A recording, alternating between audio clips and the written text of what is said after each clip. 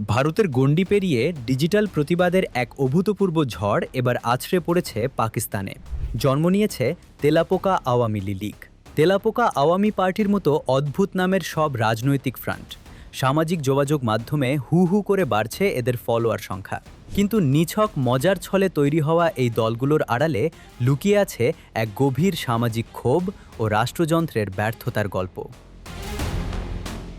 এই ঝড়ের উৎপত্তি ভারতে। দেশটির সুপ্রিম কোর্টের একটি শুনানির সময় প্রধান বিচারপতি সূর্যা কান্ত বেকার তরুণদের উদ্দেশ্য করে একটি বিতর্কিত মন্তব্য করেন। তিনি বলেন, তেলাপোকার মতো অনেক তরুণ আছে যারা কোনো চাকরি পায় না, কর্মক্ষেত্রে তাদের কোনো স্থান নেই। পরবর্তীতে সমালোচনা তীব্র হলে তিনি ব্যাখ্যা দেন যে যারা ভুয়া সার্টিফিকেট নিয়ে চাকরিতে ঢোকে তিনি কেবল তাদেরই তেলাপোকা ও পরজীবীর সঙ্গে তুলনা করেছেন। কিন্তু ততক্ষণে দেশের শিক্ষিত ও বেকার তরুণ সমাজের আত্মসম্মানে বড় আঘাত লেগে গেছে। এই অপমানের প্রতিবাদ জানাতে এবং রাষ্ট্রকে এক হাত নিতে দিল্লির ৩০ বছর বয়সী তরুণ অভিজিৎ দীপকে গঠন করেন এক অভিনব দল, তেলাপোকা জনতা দল বা সিজেপি। প্রাতিষ্ঠানিক রাজনীতির প্রতি তরুণদের যে চরম অনাস্থা তার বহিঃপ্রকাশ ঘটে এই দলের ইনস্টাগ্রাম অ্যাকাউন্টে। অবিশ্বাস্য শোনালেও সত্যি, অল্প সময়ের মধ্যেই এই পেজে যুক্ত হয় প্রায় ২ কোটি মানুষ, যা ভারতের বর্তমান ক্ষমতাসীন দল বিজেপি কিংবা প্রধান বিরোধী দল কংগ্রেসের অফিসিয়াল অ্যাকাউন্টের চেয়েও অনেক বেশি।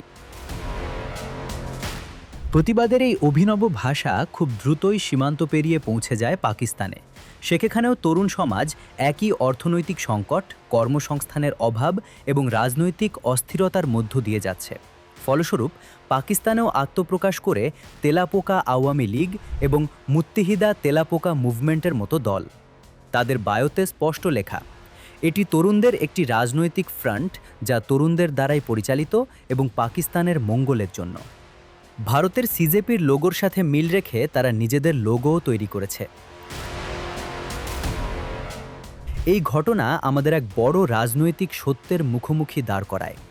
প্রাতিষ্ঠানিক রাজনীতি বা ক্ষমতাসীনেরা যখন সাধারণ মানুষের মৌলিক চাহিদা পূরণে ব্যর্থ হয়, যখন তারা তরুণদের স্বপ্নকে মূল্যায়ন না করে উল্টো উপহাস করে, তখন কি তরুণরাই এভাবে এগিয়ে আসে? হয়তো এগুলো আজ কেবলই ফেসবুক, ইনস্টাগ্রামের ট্রল বা মিম পেজ, কিন্তু এই তেলাপোকা আন্দোলন প্রমাণ করে যে দেয়ালে পিঠ ঠেকে গেলে তরুণ সমাজ প্রতিবাদের জন্য নিজেদের চেনা পথ ঠিকই তৈরি করে নেয়।